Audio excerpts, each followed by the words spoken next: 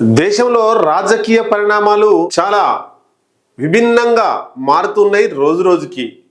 బీజేపీతో జతకట్టిన ప్రాంతీయ పార్టీలు రోజు రోజు కనుమరుగై బీజేపీ దేశవ్యాప్తంగా బలపడుతుంది. బీజేపీతో జతకట్టని పార్టీలు, ప్రాంతీయ పార్టీలు కూడా కనుమరుగైతున్నాయి. దేశంలో రాబోయే రోజులలో జాతీయ పార్టీలే ఉండే అవకాశాలున్నాయి. ఒకవైపు బీజేపీ తన దోస్తాన్ చేసి తనతో ఉన్నటువంటి పార్టీలను కనుమరుగు చేసి ఆయా రాష్ట్రాలలో బీజేపీ అధికారంలోకి వచ్చింది. ఇట్లా రాబోయే రోజులలో దేశంలో జాతీయ పార్టీల హవానే కొనసాగుతుందా, ప్రాంతీయ పార్టీలు నామరూపం లేకుండా పోతాయా? ఒకసారి చూద్దాం. మొత్తం మీద బీజేపీ రోజు రోజుకి దేశవ్యాప్తంగా పుంజుకుంటుంది. అట్లాగే కాంగ్రెస్ పార్టీ కూడా పుంజుకుంటుంది. మరి ఈ రెండు పుంజుకుంటున్నప్పుడు ఏ పార్టీలు కనుమరుగవుతున్నాయని చూస్తే ప్రాంతీయ పార్టీలు కనుమరుగవుతున్నాయి. చూద్దాం మనం ఒకసారి. జమ్మూ కాశ్మీర్ రాష్ట్రానికి సంబంధించి పీడీపీ, బీజేపీ ఇద్దరు కూడా అక్కడ కలిసి పనిచేసిర్రు. పీడీపీ పోయింది, పీడీపీ కనుమరుగైపోయింది. బీజేపీ అక్కడ కొంత పుంజుకునే పరిస్థితి కనిపిస్తుంది. అట్లాగే వెస్ట్ బెంగాల్ చూద్దాం. వెస్ట్ బెంగాల్లో గతంలో కాంగ్రెస్ పార్టీ పరిపాలించింది, ఆ తర్వాత కమ్యూనిస్టులు పరిపాలించారు, ఆ తర్వాత కాంగ్రెస్ పార్టీ జాతీయ పార్టీ, కమ్యూనిస్ట్ పార్టీ సిపిఎం జాతీయ పార్టీ, ఆ తర్వాత వచ్చినటువంటి తృణమూల్ కాంగ్రెస్ పార్టీ ప్రాంతీయ పార్టీ.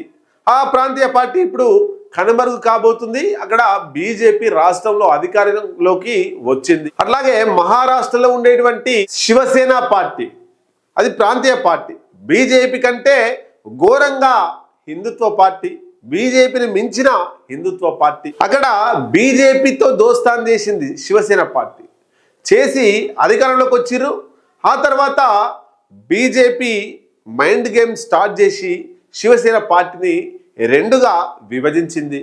షిండే వర్గం అని, అట్లాగే ఉద్ధవ్ ఠాక్రే వర్గం అని. మొత్తం మీద అక్కడ రెండు వర్గాలుగా చేసి శివసేన పార్టీని అక్కడ రెండుగా విభజించి బీజేపీ నేడు అధికారంలో కొనసాగుతుంది. శివసేన పార్టీ ప్రాంతీయ పార్టీ కాబట్టి కొంత ఇబ్బందికర పరిస్థితిలో ఉంది. అట్లాగే మహారాష్ట్రలో ఇంకో పార్టీ అయినటువంటి శరద్ పవార్ నాయకత్వంలో ఎన్సీపీ పార్టీ ఉండే. ఆ ఎన్సీపీ పార్టీని రెండుగా చీల్చి అజిత్ పవార్ వర్గమని, అట్లాగే శరద్ పవార్ వర్గమని రెండుగా చీల్చి బీజేపీ అధికారంలోకి వచ్చింది. అంటే రెండు ప్రాంతీయ పార్టీలను నిర్వీర్యం చేసి బీజేపీ అధికారంలోకి వచ్చింది. ఈరోజు ఎన్సీపీ పోయి కాంగ్రెస్లో కలవాలనే ఆలోచనకు వచ్చింది. ఒడిశాలో బిజు జనతాదళ్ నవీన్ పట్నాయక్ 34 సంవత్సరాలు అధికారంలో ఉన్నాడు. అది కూడా ప్రాంతీయ పార్టీ. ఇక్కడ ప్రాంతీయ పార్టీ ఒడిశాలో కనుమరుగై అక్కడ ఇప్పుడు బీజేపీ అధికారంలోకి వచ్చింది. అట్లాగే బీహార్ను తీసుకుంటే బీహార్లో అక్కడ ఇద్దరే ఉంటారు, Nitish Kumar, Lalu Prasad Yadav. Nitish Kumar party JDU, Lalu Prasad party RJD. ఈ ఇద్దరే ఉండేది.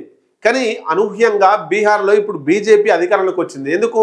జేడీయూ నితీష్ కుమార్తో దోస్తానం చేసి, జేడీయూతో స్నేహం చేసి ఈరోజు అక్కడ జేడీయూ కంటే ఎక్కువ ఎమ్మెల్యేల సీట్లు తెచ్చుకొని నితీష్ కుమార్ ముఖ్యమంత్రి అయినా ఆయనను దింపేసి రాజ్యసభ సభ్యునిగా పంపించేసి ఇప్పుడు బీహార్లో బీజేపీ అధికారంలోకి వచ్చింది. అంటే ఇక్కడ నితీష్ కుమార్ అవుటే ప్రాంతీయ పార్టీ, అట్లాగే లాలూ ప్రసాద్ యాదవ్ కూడా అవుట్ అయ్యే పరిస్థితికే వచ్చింది. బీజేపీ పార్టీ పొందుకుంది. కర్ణాటకలో ఉండేటువంటి జేడీఎస్ అక్కడ దేవేగౌడ ఆధ్వర్యంలో కొనసాగేది. ఆయన ప్రధానమంత్రిగా పనిచేసిండు. అట్లాగే ఆయన కొడుకు కుమారస్వామి ముఖ్యమంత్రిగా పనిచేసిండు.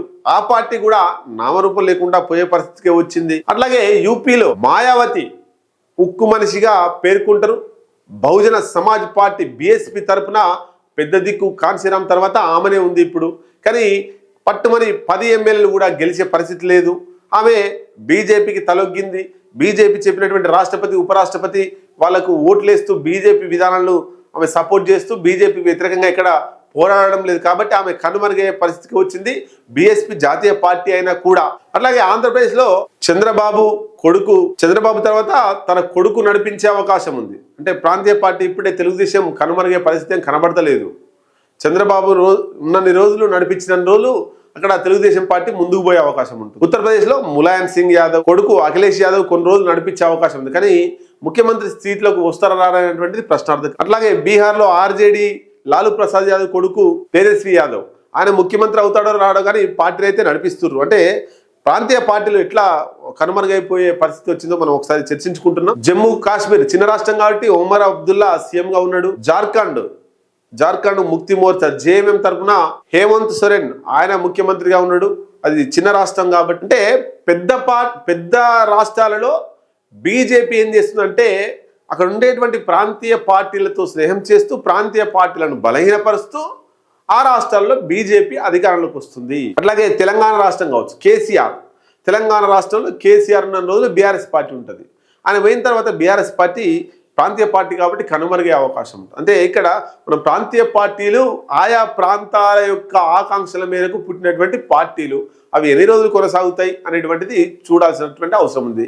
అయితే కొన్ని పార్టీలు కాంగ్రెస్లో విలీనం కావడానికి, కొన్ని పార్టీలు బీజేపీతో పోయి నాశనం కావడానికే సుముఖత చూపిస్తున్నారు. చూద్దాం. ఇప్పటి వరకు బీజేపీతో పోయినటువంటి ప్రాంతీయ పార్టీలు బలహీనపడి బీజేపీ